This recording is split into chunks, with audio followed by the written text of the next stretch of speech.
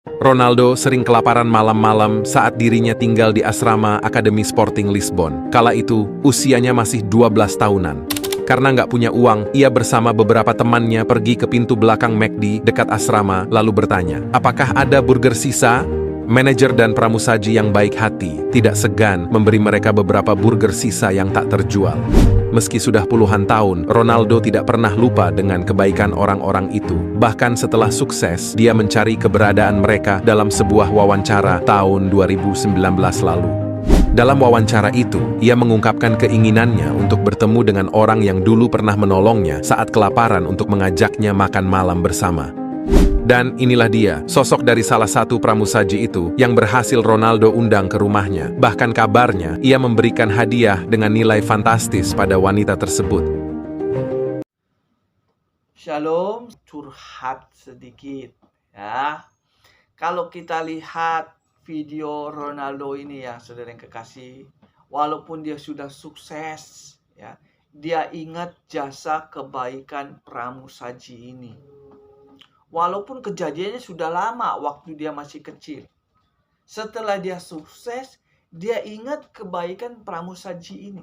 Walaupun hanya sepotong hamburger, tapi dia ingat kebaikan pramusaji ini. Sehingga apa yang terjadi? Setelah dia sukses menjadi pemain bola, dia memberikan kebaikan kepada pramusaji ini. Kasar ngomongnya, dia mengucap terima kasih lah kepada pramusaji ini dengan memberikan hadiah. Kadang-kadang saya melihat hamba Tuhan itu tidak sama dengan Ronaldo. Ya, saya kan 34 tahun menjadi hamba Tuhan. Sedikit banyak saya tahu moral-moral hamba Tuhan. Bahkan ada yang juga jemaat curhat sama saya. Kadang-kadang hamba Tuhan yang sukses itu, contohnya seperti Gilbert Lumaindong, Pak Eratus Sabdono, Stephen Tong, siapa lagi? Philip Vantopa, Mel Atok, dan sebagainya. Hamba-hamba Tuhan yang besar, hamba-hamba Tuhan yang kaya, hamba-hamba Tuhan yang sukses.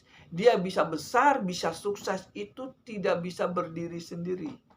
Dia pasti ada yang menolong dia. Seperti Ronaldo. Ronaldo bisa sukses ini karena ada yang menolong dia waktu dia dalam kesusahan. Begitu juga hamba Tuhan. Pada waktu hamba Tuhan itu susah, pasti ada yang nolong.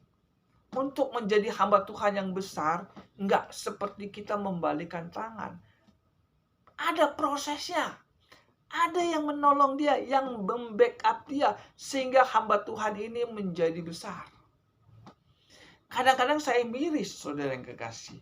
Hamba Tuhan yang sudah sukses, lupa dengan kebaikan jemaatnya yang sudah menolong dia. Kalau Ronaldo, dia bukan hamba Tuhan, saudara yang kekasih. Dia hanya pemain bola yang sukses, tapi ingat dengan kebaikan orang yang sudah menolong dia. Tapi kadang-kadang hamba Tuhan yang sudah sukses lupa dengan kebaikan jemaatnya yang sudah nolong dia. Ya kan? Setiap hari Minggu kan jemaat bayar kolektor kepada pendeta kan? Kasar ngomong yang ke gereja kan bayar kolektor. Puluhan tahun bayar kolektor untuk membackup supaya gembalanya sukses. Puluhan tahun dia membackup, bayar perpuluhan, bayar kolektor setiap hari Minggu. Bahkan ada sebagian hartanya diberikan kepada pendeta. Ada juga yang memberikan mobil kepada pendeta. Bahkan ada yang memberikan rumah untuk pendeta. Setelah pendeta itu sukses, kaya, dia lupa dengan kebaikan jemaatnya. Ada pendeta seperti itu. Saya 34 tahun, jadi saya tahu. Kalau saya menjadi hamba Tuhan baru-baru, mungkin saya nggak tahu ya. Saya pengalaman, saudara yang kekasih. Jadi pengalaman itu adalah pelajaran bagi saya. Jangan sampai kalau saya sudah sukses, lupa dengan orang yang sudah menolong saya. Saudara yang kekasih, hamba Tuhan seperti ini adalah hamba Tuhan yang dagang. Tahu dagang? Kalau menguntungkan dia, oke. Kalau nggak menguntungkan dia lupakan. Ngeri ya. Saudara yang kekasih, kadang-kadang saya miris melihat hamba Tuhan seperti ini. Kebaikan jemaat dilupakan. Boro-boro dia mau bantu jemaatnya yang nolong dia. Ingat kebaikan jemaat aja nggak diingat sama dia. Ini yang membuat saya miris. Sehingga ada jemaat yang curhat sama saya. Waktu pendeta itu susah, gua yang bantu. Ya, puluhan tahun gua bantu dia sampai dia menjadi pendeta besar. Setelah dia menjadi pendeta besar, boro-boro mau nolong saya. Ingat saya aja enggak. Ini yang membuat saya miris. Kalau di mimbar mah ngomongnya tentang kasih, tentang moral. Tetapi dia sendiri tidak mengingat kebaikan jemaatnya. Curhat ini saudara yang kekasih. Curhat di dalam pelayanan. Saya ngalamin saudara yang kekasih. Saya bantu pendeta yang tadinya nggak punya apa-apa. Mau makan aja susah. Saya bantu dia. Setelah dia menjadi sukses, jemaatnya ribuan. Boro-boro menolong saya kalau saya dalam kesusahan. Ingat kebaikan saya ya, dia lupa. Bahkan ketemu saya aja seperti nggak kenal. Pada waktu dia susah nggak punya makan, saya yang kasih. Ini yang menjadi curhatan saya. Ini kejadian saya alamin. Makanya saya bisa cerita. Dan ini harus diceritakan kepada semua orang Kristen. Karena nggak semua hamba Tuhan itu moralnya bagus. Ada moralnya bejat. Ya ini, hamba Tuhan seperti ini.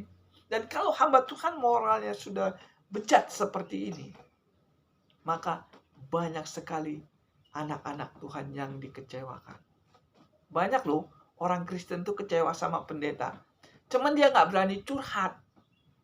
Takut dikasih ayat, janganlah kamu mengusik hamba yang kuurapi. Itu ayat itu ditakutin oleh jemaat. Makanya dia nggak berani cerita. Dia cerita sama saya. Saudara yang kekasih, adakah hamba Tuhan yang mencari untung dari jemaatnya? Ada. Kita baca dalam 2 Petrus 2 ayat yang ketiga. Dan karena serakannya guru-guru palsu itu akan berusaha mencari untung dari kamu dengan cerita-cerita isapan jempol mereka. Tetapi untuk perbuatan-perbuatan itu hukuman telah lama tersedia dan kebinasaan tidak akan tertunda. Ini hamba Tuhan yang jahat. Dia kasih cerita-cerita tentang isapan jempol. Khotbahnya tentang kasih. Tetapi tidak dipraktekkan. Sehingga apa yang terjadi? Jemaat yang jadi dampaknya.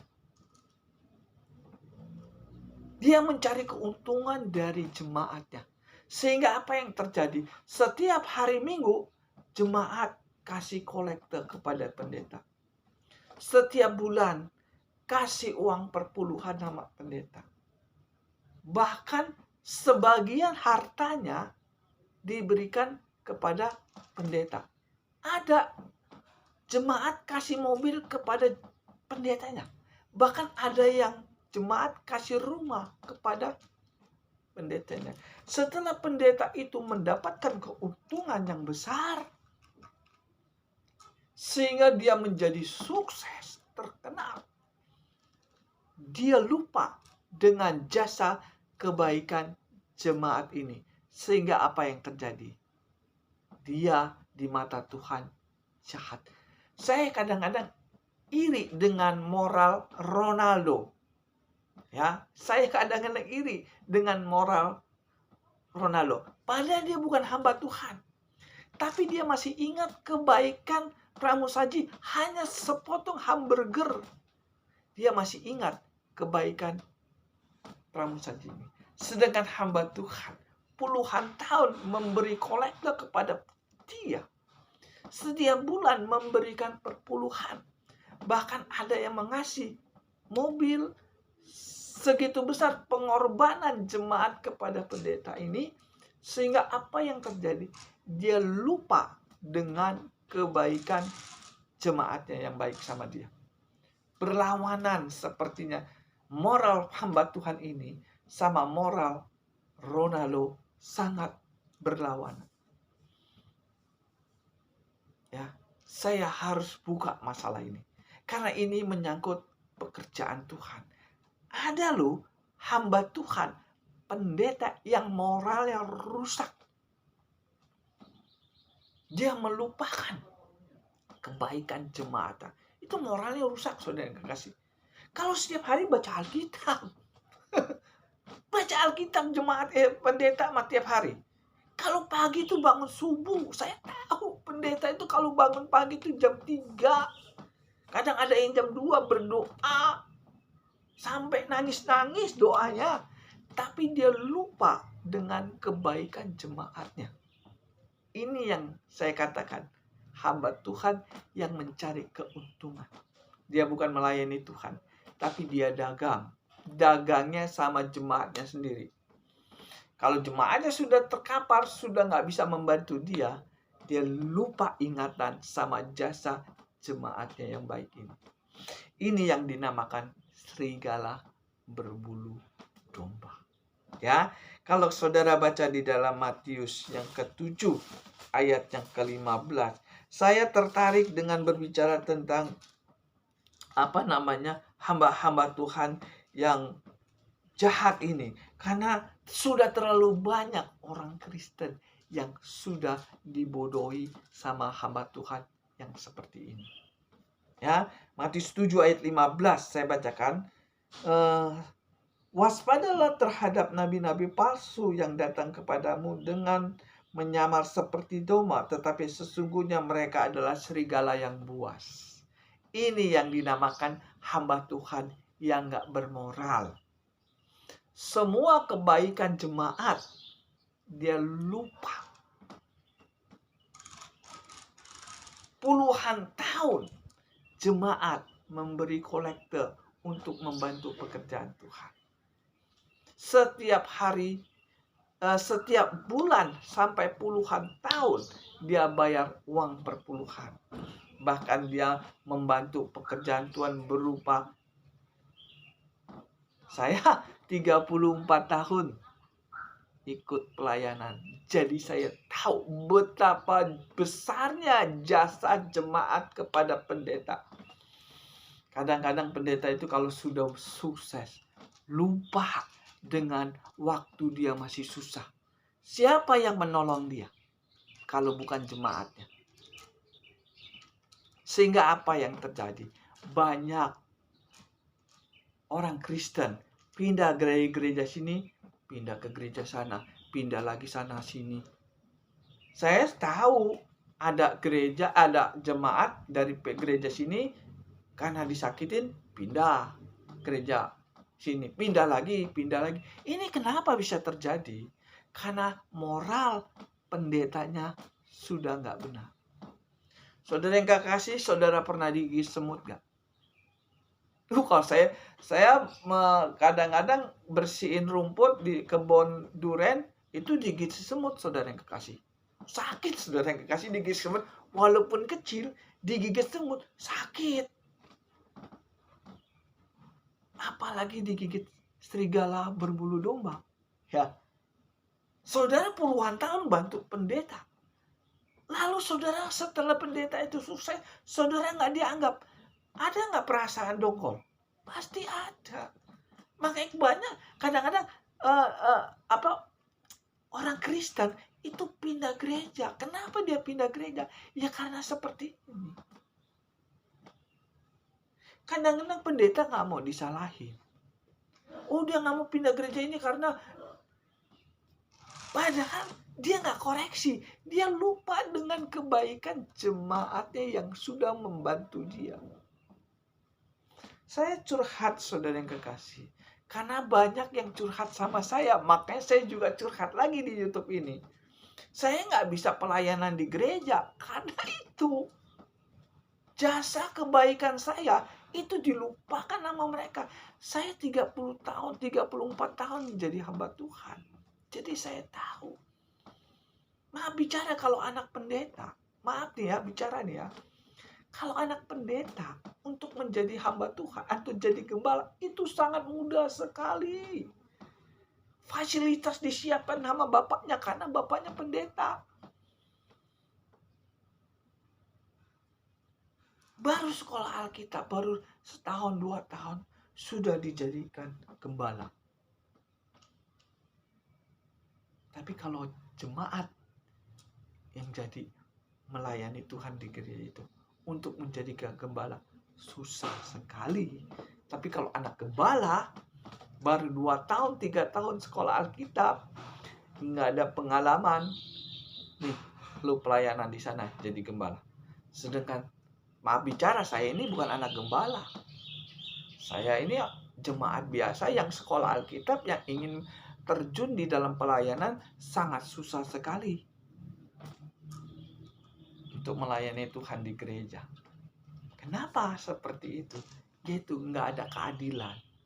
34 tahun jadi hamba Tuhan. Tutup mata gembalanya. Oh ini David mah nggak bisa katanya. Kurang pengalaman. Tapi kalau anak dia, anak pendeta, sekalipun baru 2-3 tahun jadi sekolah Alkitab. Oh ini pengalaman nih. Ini terjadi saudara yang kekasih. Saya curhat sedikit saudara yang kekasih. Firman Tuhan ini ya dan amin. Di situ dikatakan ada sistem dagang. Mencari keuntungan dari jemaat. Sebesar apapun pengorbanan jemaat di mata hamba Tuhan itu nggak ada hasil, nggak ada apa-apanya. Sebenarnya saudara yang kekasih, modal hamba Tuhan itu nggak ada modal. Saya curhat sedikit lagi saudara yang kekasih. Modal hamba Tuhan itu apa sih? Modalnya cuma ngomong, ya kan? Hamba Tuhan tuh modalnya cuma ngomong, kasar ngomongnya congor lah kalau ngomong kasarnya. Modal hamba Tuhan tuh hanya congor, modal mulut. Dia nggak punya apa-apa. Kalau dia bisa menjadi sukses itu karena ada jemaat yang menopang dia. Kadang-kadang saya lihat jemaat itu kasihan. Dia sudah berkorban semuanya untuk gembala ini. Sehingga gembala itu menjadi sukses. Dia lupa dengan kebaikan jemaatnya. Ini pengalaman pribadi saudara yang kekasih. Mungkin ada juga hamba Tuhan yang baik ya. Saudara yang kekasih, saya ingin katakan sekali lagi. Di dalam gereja itu enggak semuanya gembala itu moralnya bagus. Ada moralnya bobrok, melupakan kebaikan jemaatnya. Saya harus ngomong ini, saudara yang kekasih, ini karena berbicara tentang moral. Berbicara tentang rohani. Kalau rohani kita nggak benar, maka moral kita juga nggak benar. Hamba Tuhan yang rohaninya nggak benar, moralnya rusak. Ya, kalau dimimbarkan semua hamba Tuhan ngomongnya tentang kasih, ya kan? Nggak ada yang namanya hamba Tuhan ngomong yang aneh-aneh. Pasti dia ngomong yang baik, ngomongin tentang kasih dan sebagainya. Tetapi apakah dipraktekkan? Boro-boro mau praktekkan, membalas kebaikan jemaat aja dia nggak mau. Apalagi dia, kadang-kadang nggak bisa ngomong ya saudara yang kekasih. Karena pengalaman saya 34 tahun di dalam pelayanan gereja, kadang-kadang saya nggak bisa ngomong. Kalau saya ngomong, sangkain saya sakit hati. Saya ngomong, sangkain saya akar pahit. Padahal di dalam gereja itu, apa yang di dalam Alkitab ini mereka dikatakan apa? Mencari keuntungan. Kalau hamba Tuhan itu sudah mencari keuntungan dari jemaat, maka jemaatnya itu kasihan, saudara yang kekasih. Kita baca lagi yang ayat yang tadi ya, biar jelas ya, biar nggak fitnah ya. Apa yang saya katakan ini, apa yang terjadi dan terjadi di dalam pribadi saya, dan terjadi di dalam Alkitab. 2 Petrus 2 ayat yang ketiga, dan karena serahkannya guru-guru palsu itu akan berusaha untuk mencari untung dari kamu dengan cerita isapan jempol. Saudara harus kasih. Itu kan isapan jempol. Prakteknya nol.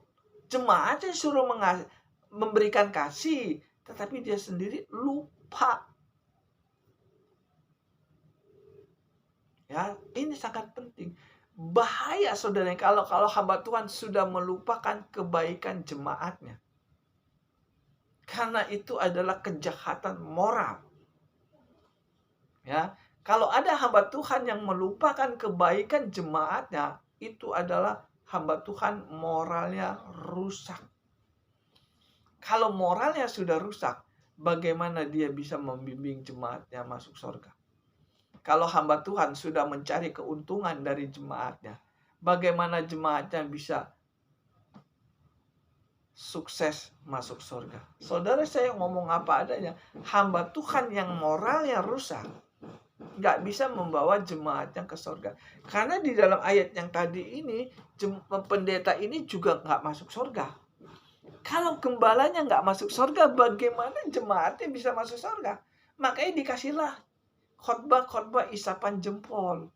Nah, saya sebagai hamba Tuhan, saya harus menceritakan apa adanya. Jangan sampai setelah kita meninggal di dunia, masuk neraka, baru kita tahu ternyata gembala kita moralnya rusak. Jangan sampai setelah kita di neraka, kita ketemu juga sama pendeta kita. Maksudnya ngerti ya? Kita mati nih. Kita masuk neraka, ketemu juga sama pendeta kita. Ini jangan sampai terjadi. Kita harus ngerti, saudara yang kekasih, bahwa tidak semua hamba Tuhan itu moralnya sesuai dengan firman Tuhan.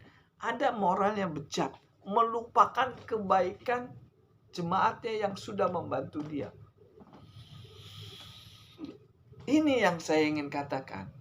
Di akhir zaman ini banyak hamba-hamba Tuhan yang mencari keuntungan dari jemaatnya. Kalau ini sudah terjadi, maka malapetaka akan menimpa jemaatnya. Ya, saya tidak menjelekkan pendeta, saudara yang kekasih.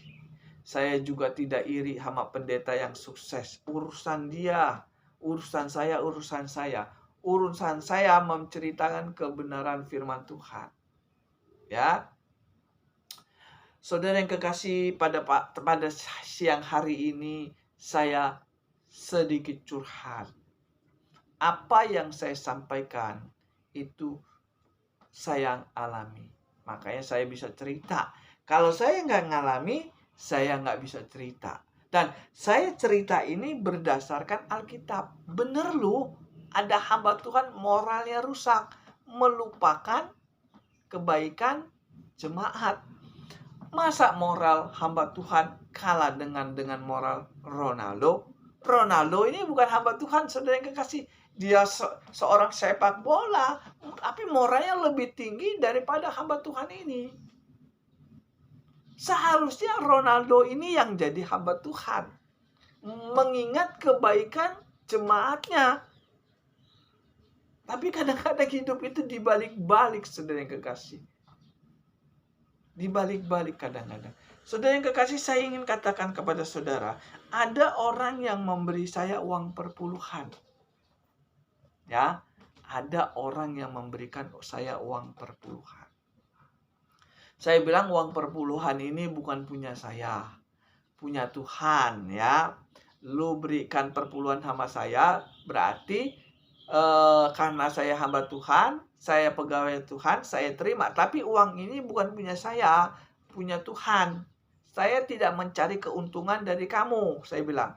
Nanti kalau kamu dalam kesusahan, ya, seandainya usaha kamu bangkrut, lu datang ke gua nggak mau cari keuntungan dari lu. Dan uang perpuluhan lu itu kan bukan punya gua, punya Tuhan. Lu kan anak Tuhan. Nah, kalau lu anak Tuhan, lu susah, lu datanglah kepada Tuhan.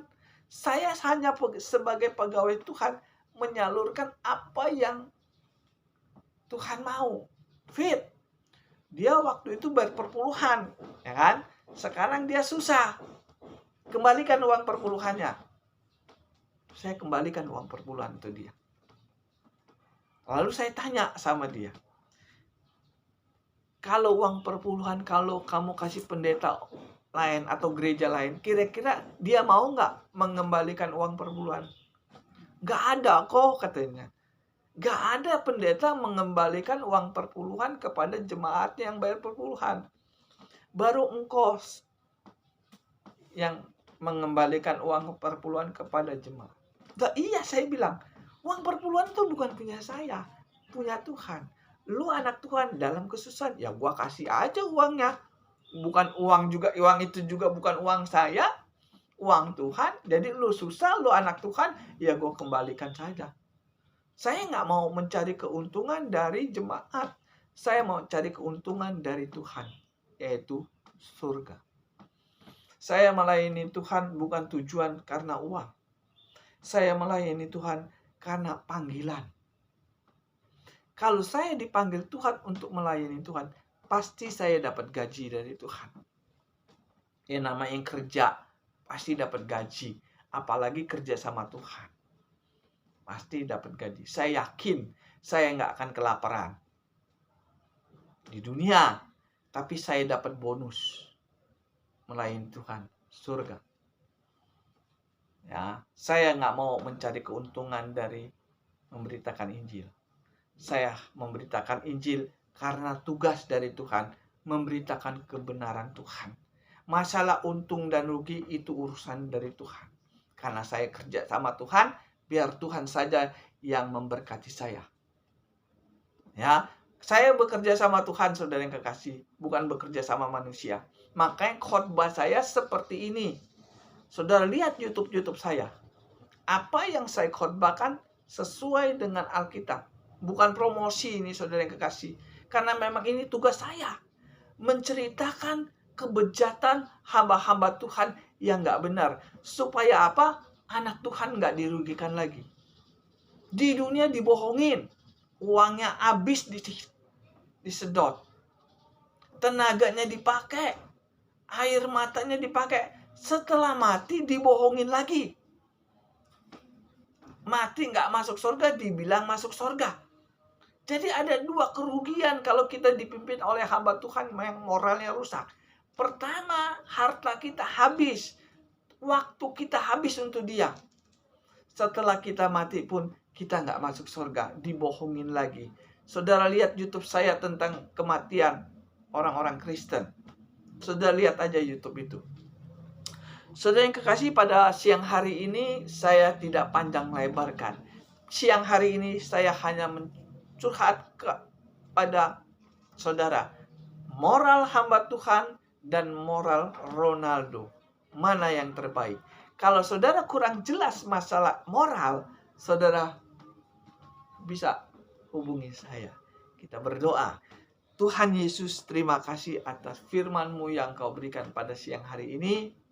Kiranya siang hari ini kami bisa terbuka pikirannya berbicara tentang moral hamba Tuhan. Ajari kami mendapatkan moral yang benar, hamba Tuhan yang benar, supaya kami tidak dirugikan. Jangan sampai kami dijadikan objek penghasilan dari hamba-hamba Tuhan yang moralnya rusak. Tuhan Yesus berkati orang yang mendengar YouTube saya, dan berkati juga saya yang memberitakan kebenaran firman Tuhan. Dalam nama Tuhan Yesus. Haleluya. Amin.